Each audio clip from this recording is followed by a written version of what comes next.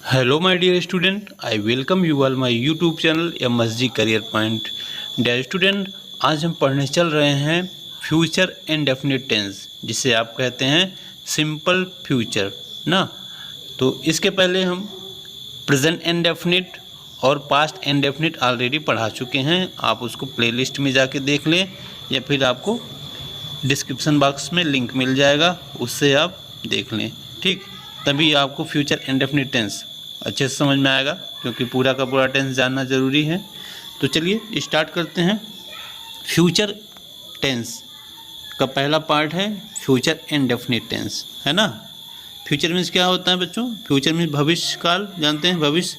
Indefinite means अनिश्चित। Tense means काल, तो भविष्य का अनिश्चित काल इसे कहते हैं हिंदी में। ठीक, इसकी पहचान देख लेते हैं। पहले पहचान देखते हैं।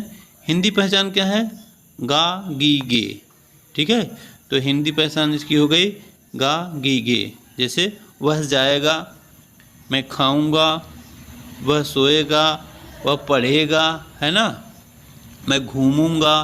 तो इस तरीके से गा गे गी हिंदी सेंटेंस के लास्ट में मिल जाए तो समझ जाइए कि फ्यूचर इंडेफिनिट टेंस है। क्लियर? कुछ एडवर्बियल्स होते हैं जो कि फ्यूचर इंडेफिनिट को पहचानने में सहायता करते हैं। जैसे टुमारो। टुमारो आप जानते हैं, आज नहीं, टुमारो में आने वाला कल। जो आने वाला होता है वो फ्यूचर होता है, तो टुमारो फ्यूचर टेंस को इंडिकेट करता है। और नेक्स्ट, अगला दिन, वो भी फ्यूचर होता है ना।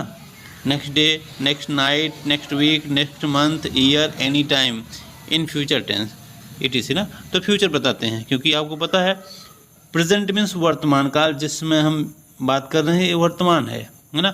जो बीत गया वो पास्ट है, लेकिन अगले पल जो आने वाला है आगे, वो फ्यूचर है। तो टुमारो आने वाला होता है, नेक्स्ट मीन्स अगला। ठीक, तो फ्यूचर टेंस को दिखाता है। आइए देखते हैं हेल्पिंग वर्ब इसके क्या होते हैं। हेल्पिंग वर्ब इसके होते हैं टेंस में आई वी के साथ हमेशा सेल लगाते हैं और अन्य कर्ताओं के साथ विल का यूज करेंगे। क्लियर? आपको केवल दो चीज़ें याद रखनी होती फ्यूचर टेंस में। आई वी आ जाए तो सेल लगाइए, सेल, अदर के साथ विल लगाइए। क्लियर? देखिए, और मेन वर्ब कैसा लगेगा? मेन वर्ब फर्स्ट फॉर्म लगेगा। वर्ब का फर्स्ट फॉर्म ही लगता है। आई वी के साथ सेल प्लस वर्ब का फर्स्ट फॉर्म, अदर के साथ विल प्लस वर्ब का फर्स्ट फॉर्म। क्लियर? अब सिंपल सेंटेंस को समझते हैं, जिससे हमें पता चल जाएगा कैसे हिंदी से इंग्लिश ट्रांसलेट करेंगे। सबसे पहले आपको फार्मूला याद कर लेना है। फार्मूला क्या होता है?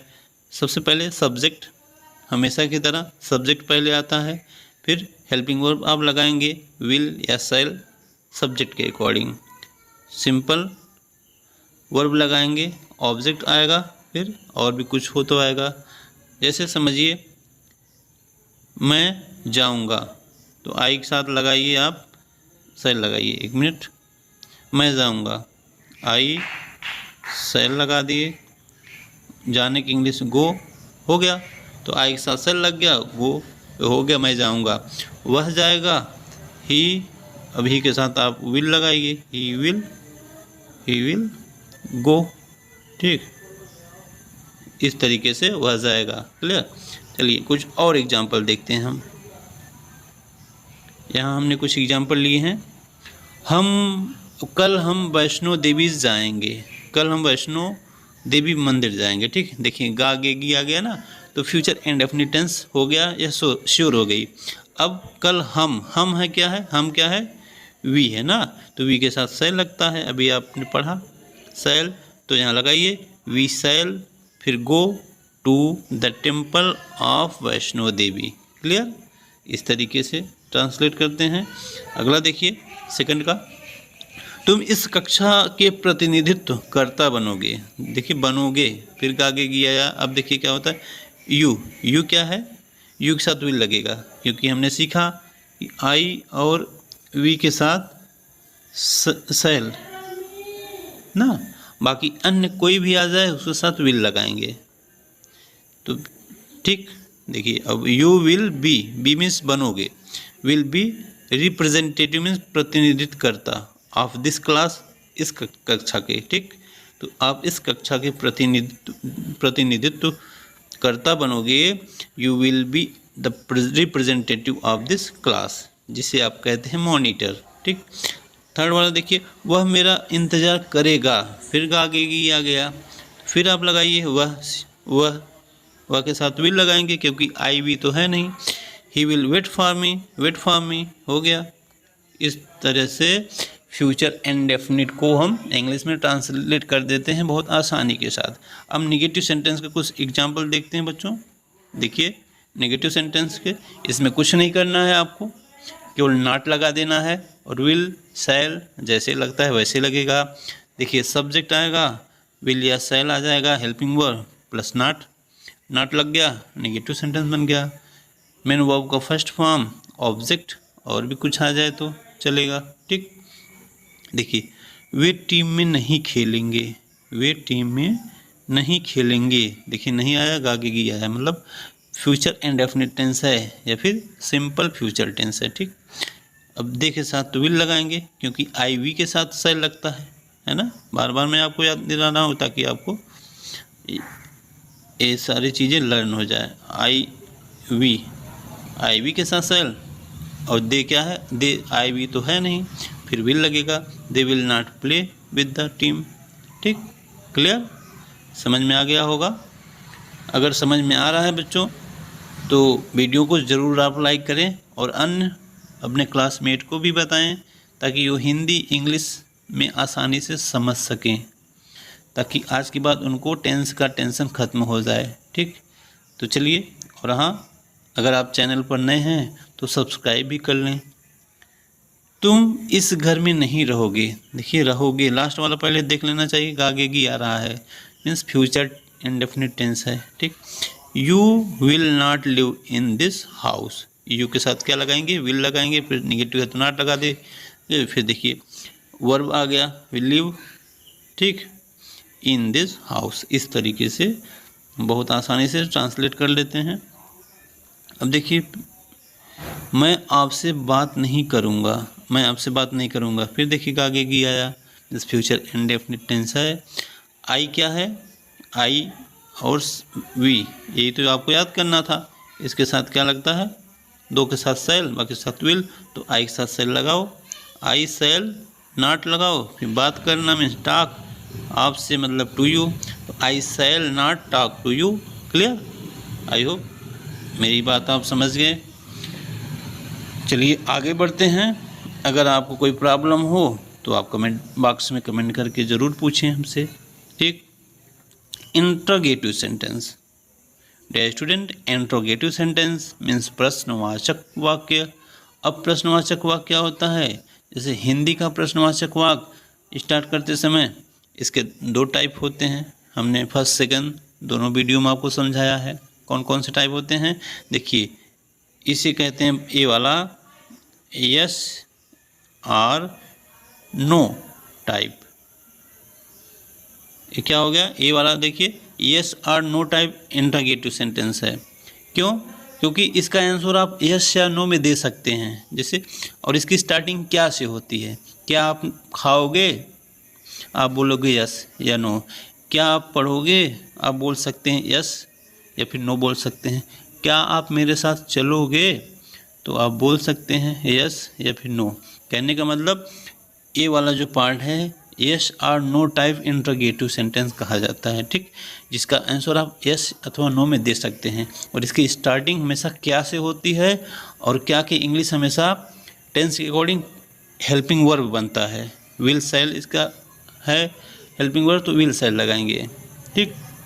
टेंस के अकॉर्डिंग करोगे आया है तो टेंस के अकॉर्डिंग विल शैल लगता है, करता है तो डू डज लगा देंगे, जैसे क्या वह काम करता है तो क्या के इंग्लिश यहाँ पर डू या डज रहेगी, क्या वह उसने काम किया तो पास्ट में चला गया सिंपल पास्ट, तो यहाँ पर डिड लगा देंगे पहले। क्लियर, चलिए बी वाला देखिए, बी वाले क्या बोलते हैं, डब्ल्यू एच टाइप, क्या बोलते हैं बच्चों, डब्ल्यू एच टाइप ना, W H type interrogative sentence, या इसे ही बोलते हैं बेटा डबल इंट्रोगेटिव, DOUBLE, इसे ही कहते हैं डबल इंट्रोगेटिव सेंटेंस। कैसे? देखिए, क्योंकि यहाँ पर दो क्वेश्चन वर्ड मिल जाते हैं, एक तो हेल्पिंग वर्ब वाला ए भी क्वेश्चन बनाता है यहाँ जैसे बना है, और एक WH वाला वर्ड, तो डबल इंट्रोगेटिव सेंटेंस भी बोलते हैं अथवा WH टाइप इंट्रोगेटिव सेंटेंस बोलते हैं, क्योंकि इसकी स्टार्टिंग हमेशा WH वाले वर्ड से होती है और इसका आंसर आप हमेशा कुछ न कुछ बोल के दे पाएंगे। जैसे वह क्या खाएगा, अब इसका आंसर कोई यस या नो में नहीं दे सकता। जैसे बोले आप क्या खाओगे, आप कहाँ जाओगे, तो कहाँ जाओगे ये स्थान बताना पड़ेगा ना, कुछ बोलना पड़ेगा, यस या नो में काम नहीं चल पाएगा। चलिए, आई होप आप मेरी बात समझ गए होंगे कि ए वाला SR no type interrogative sentence है और बी वाला WH टाइप इंट्रोगेटिव सेंटेंस है या फिर डबल इंट्रोगेटिव सेंटेंस है। क्लियर? चलिए अब एग्जाम्पल देखिए, वह खाना कहाँ खाएगा। देखिए कहाँ खाएगा, कहाँ आ गया, तो इसके लिए आपको कुछ बोलना पड़ेगा। जब कुछ बोलना पड़ेगा तो यह WH वाला है और कहाँ की इंग्लिश सबसे पहले लगाते हैं। देखिए वेयर, फिर हेल्पिंग वर्ब आएगा विल, फिर subject it, where will he eat food. ठीक, जब भी आप क्वेश्चन वर्ड लगाएंगे बच्चों, इसके बाद आपको हेल्पिंग वर्ब लगाना पड़ता है, इसके बाद आपको सब्जेक्ट चाहिए होता है, इसके बाद आपको वर्ब चाहिए होता है ना। इस तरीके से ऑब्जेक्ट है तो ऑब्जेक्ट ये स्ट्रक्चर है। चलिए अगला वाला देखते हैं हम, क्या तुम मेरी सहायता करोगे, तो क्या से आया है, अब हेल्पिंग वर्ब से आप स्टार्ट करिए, क्योंकि तुम है यू सब्जेक्ट बनेगा, यू के साथ विल लगाएंगे, विल यू हेल्प मी हो गया, क्या मेरी सहायता करोगे, यस, करोगे, नो, तो यस और नो टाइप वाला है, तो विल से स्टार्ट करेंगे। थर्ड, तुम थोड़ा सा खाना क्यों खाओगे। देखिए क्यों आ गया बीच में, क्वेश्चन वर्ड आ गया, तो क्यों की इंग्लिश आप पहले लगाइए, वाई फिर हेल्पिंग वर्ब लगाइए, और यू है तो विल लगाइए, why will you eat a little food, थोड़ा सा खाना, why will you eat a little food, mean तुम थोड़ा सा खाना क्यों खाओगे। चलिए समझ गए होंगे आप। अब देखिए लास्ट पॉइंट पे हम आ गए हैं। लास्ट पॉइंट हमारा क्या है, इंट्रोगेटिव निगेटिव सेंटेंस, है ना। इंट्रोगेटिव निगेटिव सेंटेंस वही है, इसमें निगेटिव वर्ड ऐड कर दिया गया है, मीन्स नॉट वर्ड ऐड कर दिया गया है, बात वही है जो अभी आपने पढ़ा। देखिए विल या सेल, सब्जेक्ट या नॉट अलग से बढ़ गया, सही आपको जानना है नॉट कहाँ लगाना होता है, नॉट को सब्जेक्ट के आगे लगाते हैं ना, कर्ता के आगे, सब्जेक्ट मीन्स कर्ता जो काम करने वाला होता है उसके आगे लगाते हैं। फिर मेन वर्ब का फर्स्ट फॉर्म ऑब्जेक्ट, फिर कुछ और आ जाए तो आ जाए, ऑब्जेक्ट आ जाए तो ऑब्जेक्ट भी लगाएंगे वरना नहीं। अब देखिए क्वेश्चन वर्ड, सेकंड टाइप का question word, will shall helping verb, ये क्या है हेल्पिंग वर्ब, सब्जेक्ट फिर नॉट लगाना है आपको सब्जेक्ट के आगे, फिर मेन वर्ब का फर्स्ट फॉर्म, ऑब्जेक्ट आ जाए तो लगा दीजिए और आ जाए तो कुछ लगा दीजिए, इस तरीके से है। वही चीज़ें हैं, नॉट इसमें अलग से ऐड हो गया। देखिए एग्जाम्पल्स कुछ प्रैक्टिस कर लेते हैं। कुछ विद्यार्थी कल विद्यालय क्यों नहीं आएंगे। देखिए क्यों आएंगे, यहाँ पर केवल नॉट ऐड हो गया है, इसलिए यह हो गया इंट्रोगेटिव निगेटिव सेंटेंस ना।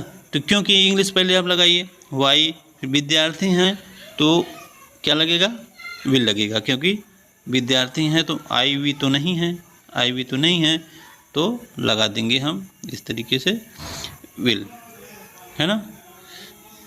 Some student not come to school tomorrow, तो why will some students not come to school tomorrow, इस तरीके से बन जाएगा।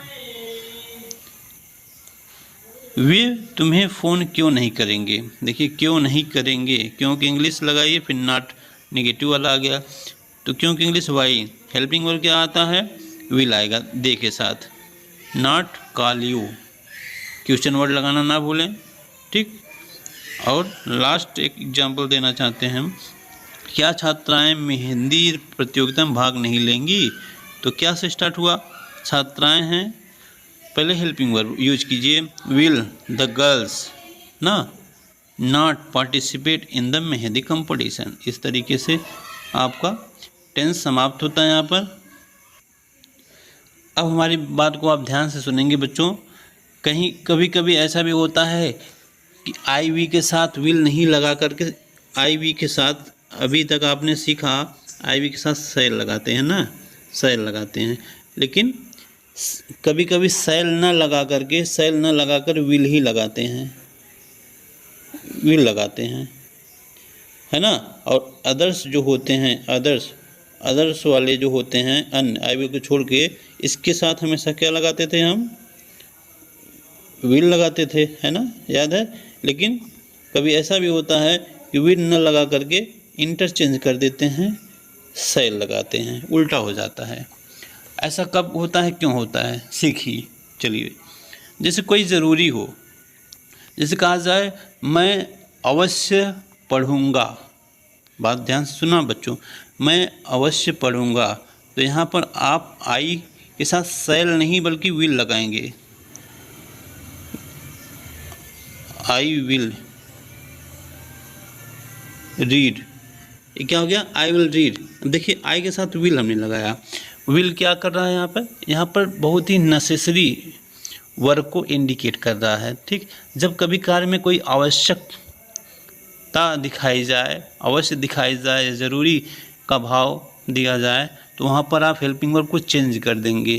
ठीक, यहाँ पर सैल नहीं बल्कि विल एकदम करेक्ट है। क्लियर। और एक एग्जांपल देखते हैं, जैसे वह वहाँ जाएगा, ये तो सिंपल है, वह वहाँ ज़रूर जाएगा, या फिर वह वहाँ जाएगा ही, वह वहाँ जाएगा ही, तो ही शैल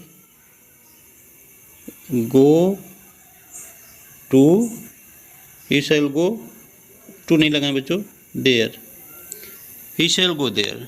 ठीक, टू नहीं लगाएंगे।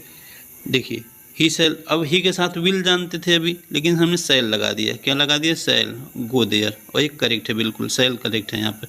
इसका सेंस निकल रहा है कि वह वहाँ ज़रूर जाएगा। ठीक, और समझिए एग्जाम्पल, जैसे कहूँ कि हम नहीं रहेंगे, आज हम, ऐसा कह दें आप, आज हम अवश्य नहीं रहेंगे।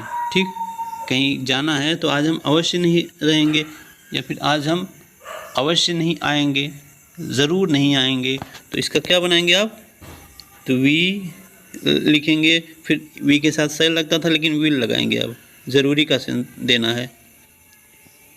We will not come